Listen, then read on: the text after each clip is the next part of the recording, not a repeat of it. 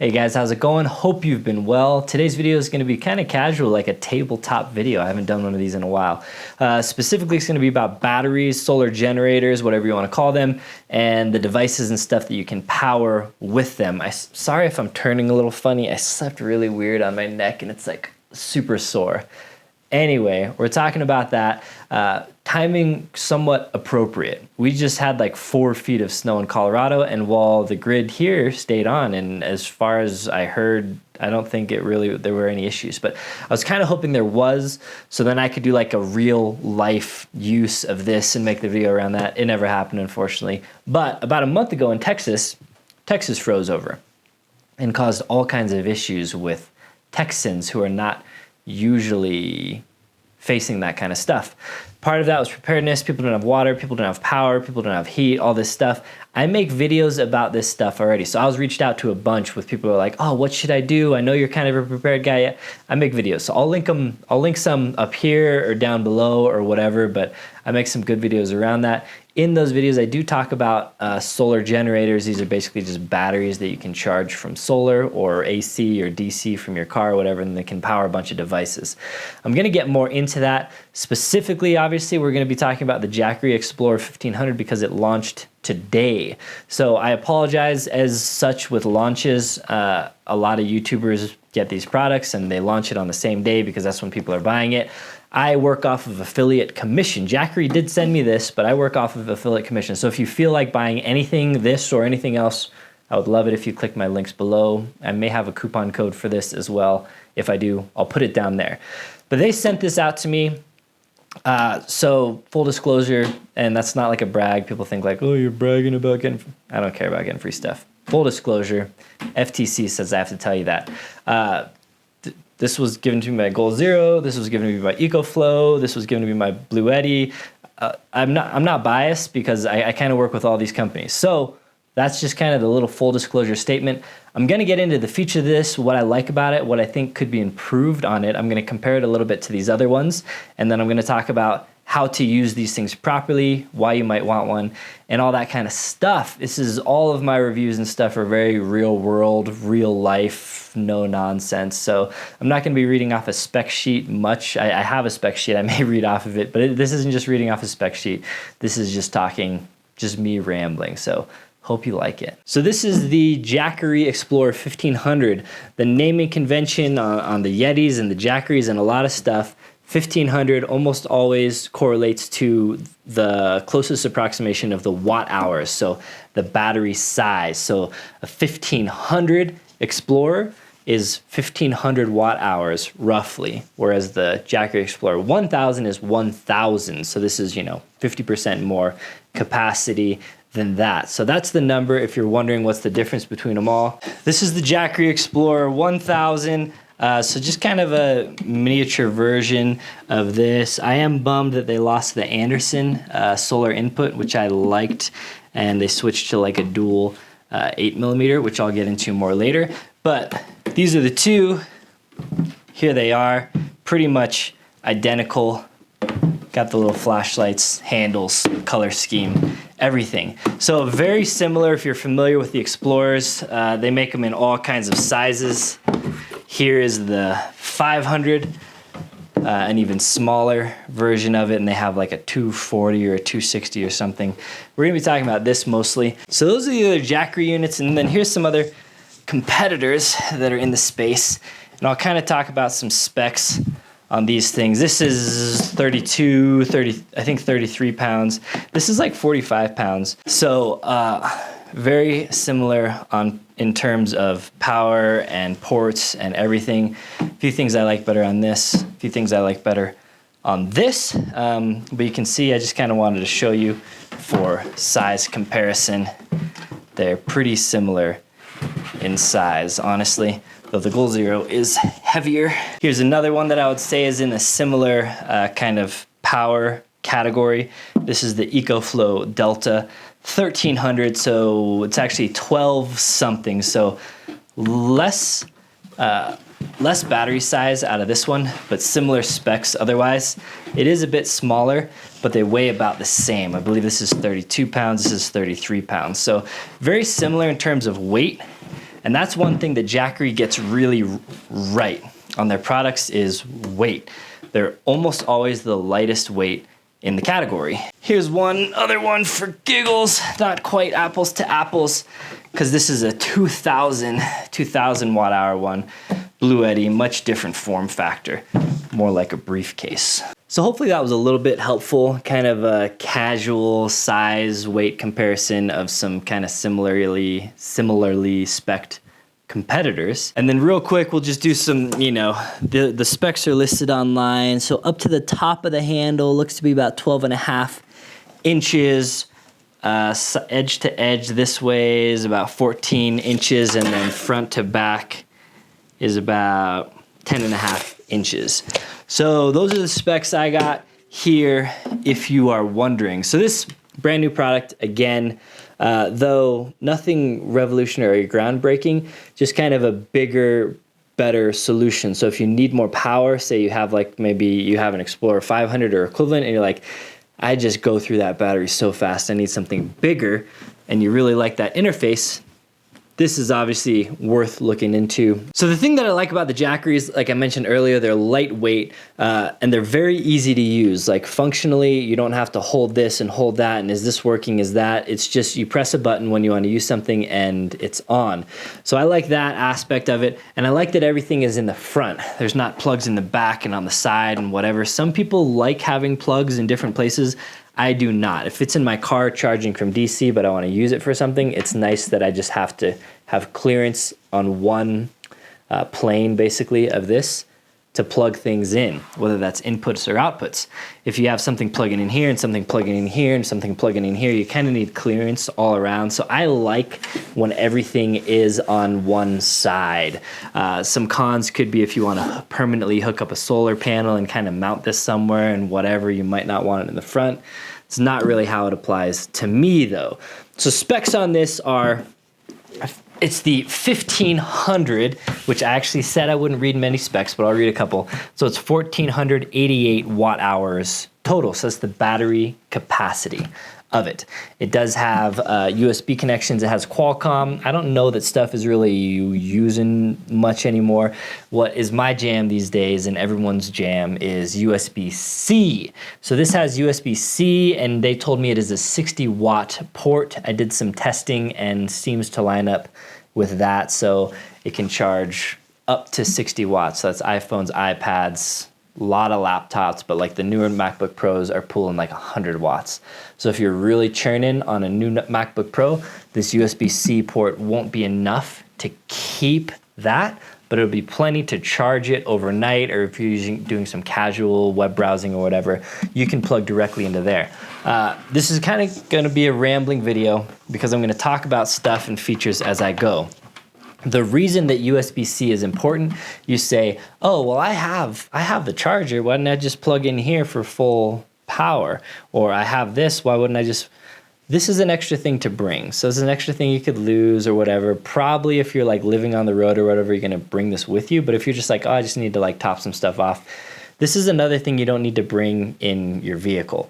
I always think that weight matters, even in a truck. Tons of people are over payload. I'm guilty of this myself, but little pieces like this, if you don't need to bring them, don't bring them. The other very important thing here is when you turn this on, what you have in here is a battery. It's going to keep this very simple, but it's basically optimized for DC. Wall outlets, your typical plug into the wall, that's AC, alternating current versus DC direct current.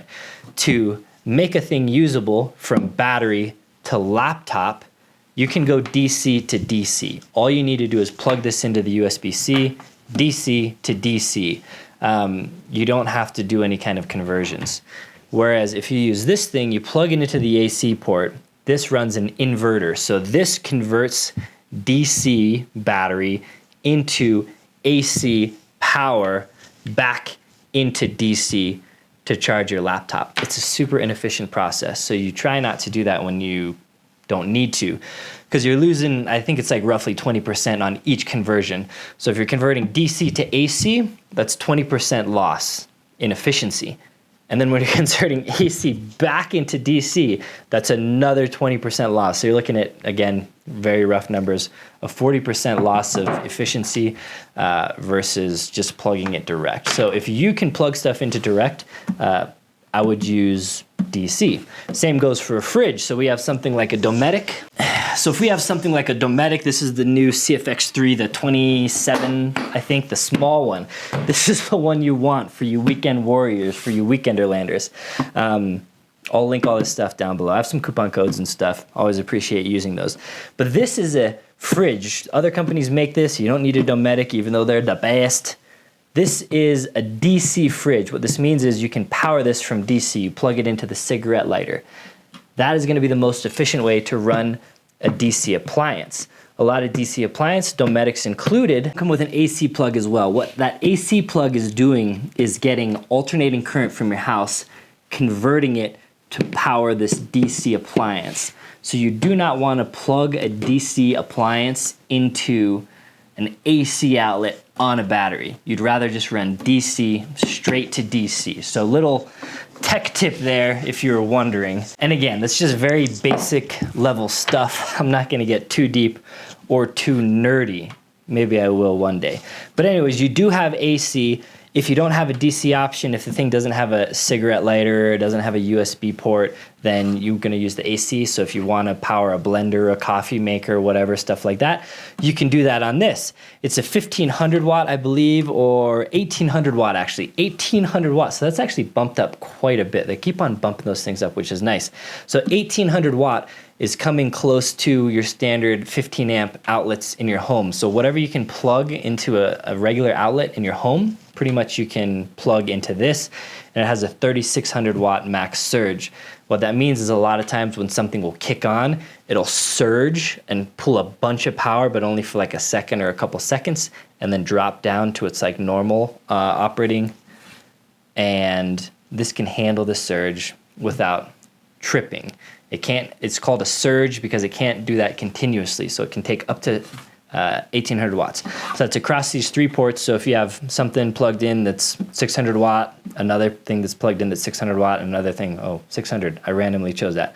Another thing that's 600 watt, you are now maxing out the whole usage of that across the 3 plugs. The DC port here, the cigarette lighter plug that you're gonna plug stuff into is regulated. Most modern devices like this are regulated. They weren't regulated for a while, which was kind of causing some issues with some stuff. Pretty much everything's regulated now, but it's good to know that this is regulated. You cannot charge the device from the USB-C port like you can with the new Yetis actually, the Goal Zero Yetis. But, you know, just worth mentioning, it'd be cool if all manufacturers can integrate charging input into USB-C. So to get nerdy, again, just for 1 second, USB-C is, you know, there's power delivery, it gets super nerdy, but some USB-C devices can both charge, like you can charge the device, you can plug it into a wall and charge it from USB-C, but also you can use the USB-C to charge other things, plug your laptop or your phone or whatever into the USB-C. So as these things advance, kind of the cutting edge technology is that you can charge them through USB-C. So I talked to Jackery about that, and they said they'll definitely, you know, think about adding it to future iterations, stuff like that. Again, I wasn't involved at all in the design or the testing of this. It's just a production unit. So that's what we have. DC, if you want to turn on your DC, just hit that DC. If you want to use the cigarette, turn on that DC, and these are all kind of, you can turn on separately. Typically you only want to turn on what you're using, especially as it pertains to the AC, because the AC has an inverter that is always drawing energy. So if you're not actively using AC ports, don't have the AC button on, because you're just going to be draining the battery constantly if you have the AC inverter running. Then this little display button, display's already on. It doesn't actually turn the display off though, I think. Maybe you can hold it to turn it off, but it'll turn the display on when it's off, so you can see everything. And the display is pretty good. It's shows you kind of everything you need, honestly. The battery percentage when you have an input. It shows you little temperature warnings. Speaking of, this can operate from 0 to 40 Celsius, which is, I think, 14 degrees Fahrenheit to like 104 degrees Fahrenheit. So it can operate down to 14 degrees, which is pretty low, actually. It's pretty impressive. I tested it at like 25 degrees and it worked just fine. But these lithium batteries, lithium's a little more sensitive to cold than your old kind of AGM style batteries. But you can charge this. It says it can take a charge at 32 degrees Fahrenheit and up.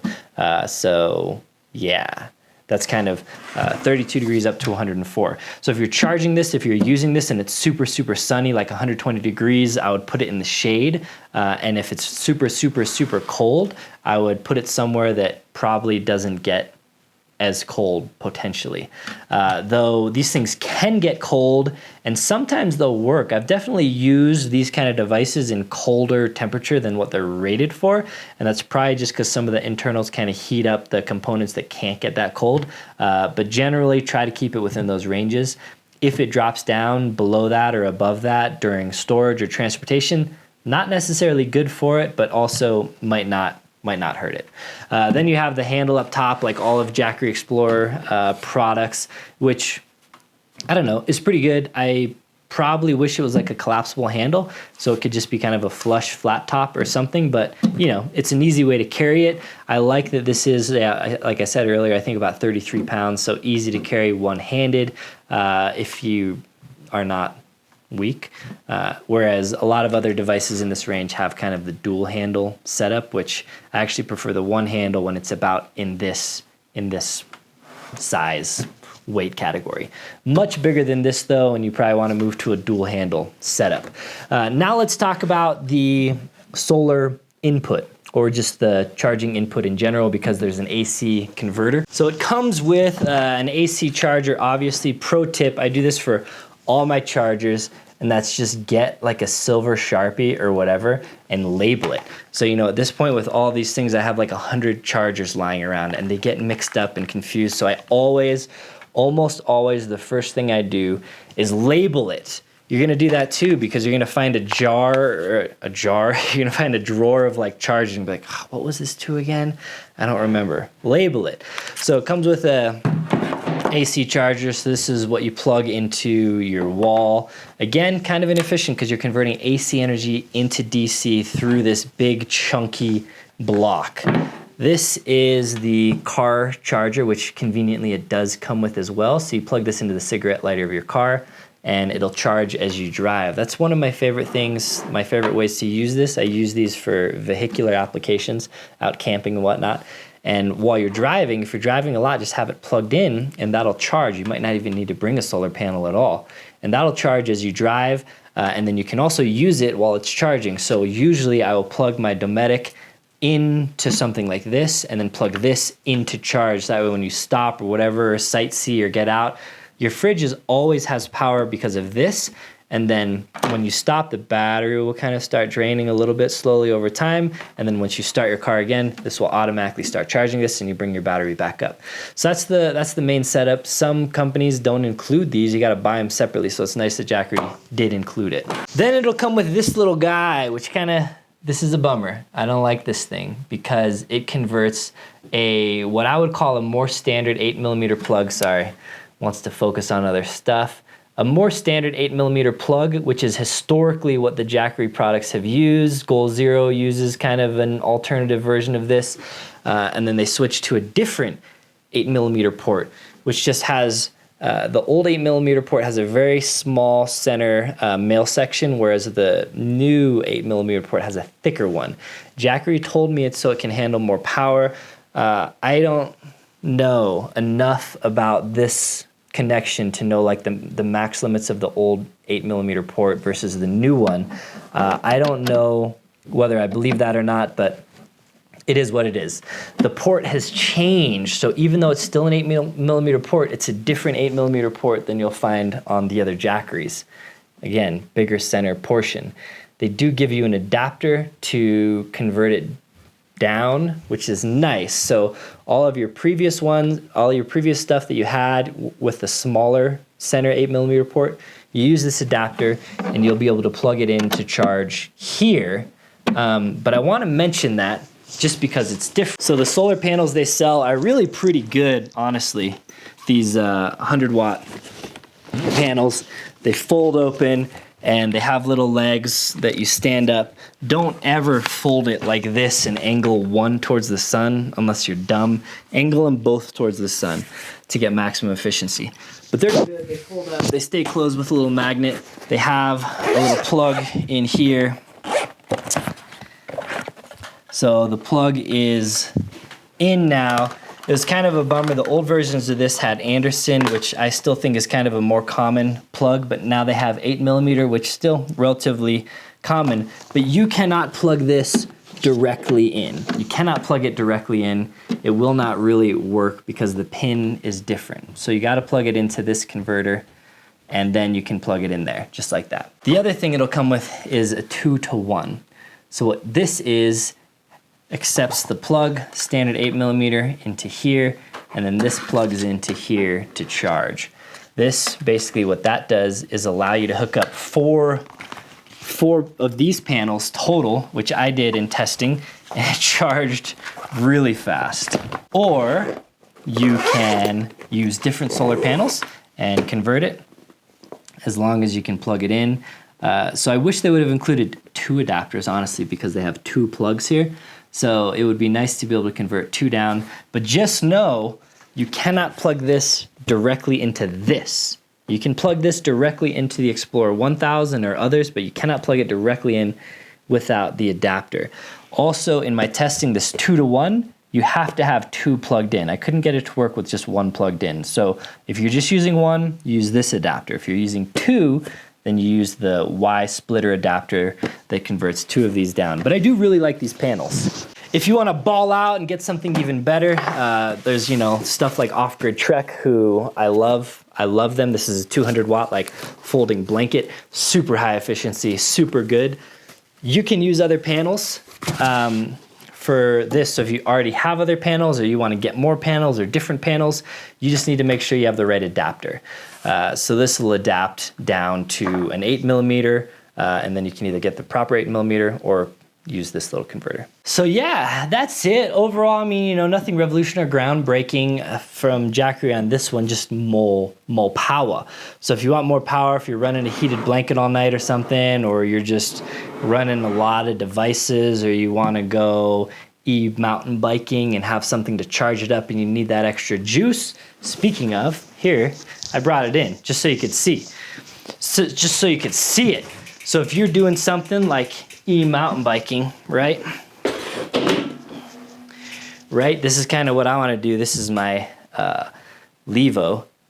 If you're going and you're camping somewhere for a couple days or whatever, then you get this, you charge it through this, then this charges from the sun when you're out riding or whatever, and you come back and this is charged, and then you charge this at night. Rinse and repeat, which I always thought was just a cool use case. Also, I have a new OneWheel. OneWheel sent me this, their big one, because I have a pint. I bought a pint a while back, and the OneWheel guys are kind of into trucks and overlanding. Anyways, they reached out and they're like, "Oh, you should like ride your OneWheel around." And I was like, "Yeah, the pint is just like not big enough." And they were like, let's send you an XR, which is their big one. So I got that now, but I've been like covered in snow, so I haven't used it. But I'll probably go ride with Talon or something, and that'll be fun. I mention it, I have it here because obviously it's electric and you need something to charge that. You can charge that, AC, charge that, AC, and I bring both of those things up to put out a request into the world, to put out a request into the battery manufacturers and the adventure bike and one-wheel manufacturers, and say, let's not lose all that inefficiencies in the conversion from AC to DC that I talked about earlier. Because that DC, that bike, mountain bike, DC, you're charging a battery. Pretty much anything with a battery is DC. So when you have a battery, charging a battery, you would get way more efficiency and way more power out of this if you could just charge direct. So USB-C is kind of a new standard, USB-C PD, that can, I think it can do like up to 100 watts, I'm not sure, but I know it can do 100 watts on like a MacBook through this. So theoretically, you have a 100 watt port, you have a 100 watt MacBook, you just plug it in. You don't need the charger, you're not losing efficiencies. They need a bigger one to charge OneWheels, to charge e-mountain bikes and stuff, because right now the standard charge is AC, which is fine in your house, right? But the more you get into this, the more you get into automotive stuff is DC. If we could just have a port that charged DC to DC, be way better. Be way better. If you know of anything like that, or if you know of hacks to charge e-mountain bikes or whatever from DC, cigarette lighter, USB, whatever, let me know down below, because I'm interested in nerding out on that stuff. And then the other thing I recently got is this. This is a little Chinese diesel heater. So it's a heater that runs off of diesel. There's a bunch of different versions and varieties of that kind of stuff, but those things, you need a fan to power them. And the fan needs an energy source. So you plug that into this. I have a little hack that turns the alligator clips into a cigarette lighter. I haven't done it yet, but I'm gonna mod that and see if I can run it on. I'm sure there's been a million people that have done it. I've never looked into it. So diesel heater for like the cold, we're kind of at the end of winter now, but I just haven't used it yet. But I wanna hack that to run off of DC power, so then I can run diesel heater off of this. So applications for this: preparedness. Grid goes down, power goes out, you need to run a CPAP, you need to run a little fridge to keep your medication cold, or your beer. So the applications for adventurous stuff are pretty clear. Use it to charge your drones and your cameras and your laptops and whatever. Some cool use cases: diesel heater, charge e-bike, charge OneWheel, charge that kind of adventurous stuff. If you want to run like a little mini projector and your little screen and your speakers when you're out in nature, I'm all about it, honestly. Don't crank the volume up if there's other people nearby. Don't be that kind of a dick. But if you're out in the middle of nowhere and you want to pull up a projector screen and watch a movie outdoors, like at a drive-in, a private drive-in theater, there's a lot of people that hate on that kind of stuff, but I am all about it. Do what makes you happy. So this will do what makes you happy as long as it doesn't harm other people, maybe, kind of. The thing that I love about these kind of devices is the duality, the dual purpose of it. So use it for adventure, use it for fun, use it for all that kind of stuff, but now you have it in a grid down scenario, a power outage, whatever. So you have this, powers your stuff through the night and through the day. You pop out your solar panels in the day and you can keep it kind of going indefinitely. Speaking of, I think it says it has greater than 800 charge cycles. Typically those charge cycles are a full charge. So if you deplete it fully and then charge it completely, that's a charge cycle. If you use it 50% and then charge it back up, that's a half of a charge cycle. So it's not just 800 times that you charge it, it's 800 basically full cycles. And typically that means at the end of 800 cycles, you still have 80% battery capacity. Battery technology is not perfect. There's a bunch of different kinds of lithiums that these are using. Some are rated for like 2,000 charges, others are rated for like 500 charges. In any case, these devices, I probably wouldn't, 800 is pretty good. I probably wouldn't use it for something that you're planning to fully deplete and fully recharge every single day. There are other batteries that are kind of better for that, or DIY solutions that are better for that. But 800, you say you use it once a week, which is probably not many people are even going to use this once a week in its entirety. What is it? 52 weeks, 500, 10 years plus 6, like 16 years of use on this thing at once a week. Math may be wrong. Math on the fly is always dangerous. Anyway, realistically, a lot of people are like, oh, only that many charge cycles. By the time you use that many charge cycles, this will be obsolete, and battery technology and devices will have come so much further than this. So I wouldn't worry too much on that, even on a unit that has like 500. But yeah, 800, greater than 800, it's pretty good on a device like this. So yeah, Jackery, thanks for sending this out. Again, full disclosure, when I say these full disclosure things, they sent this out to me. It's not a brag. I could care less what you think about me getting free gear. I want to be full disclosure so you know that there is inherently maybe some kind of bias, though I'm never biased. If I don't like something, I don't use it. I don't make a video about it. I like this. It was sent to me. Apologies if you're getting blown up in your feed by this, but yeah, it's cool. It's released today. I appreciate you using my links down below. Again, that's kind of how I can do this stuff for free to you guys, is affiliate commission. So I always appreciate you using my links. llod.us/coupons is always the place to go. And yeah, feel free to ask questions down below. I'll do my best to answer them. This video got really long. I thought it was gonna be like a 10-minute video, but you know how it is. Get on that notification squad if you're not. Thanks for watching and thumbs upping and all that YouTube stuff. Really, apparently it actually helps if you thumbs up my videos and comment and share them and stuff like that. So definitely do that if you don't mind. I really appreciate it. And yeah, sorry if I've been moving weird. My neck is jacked.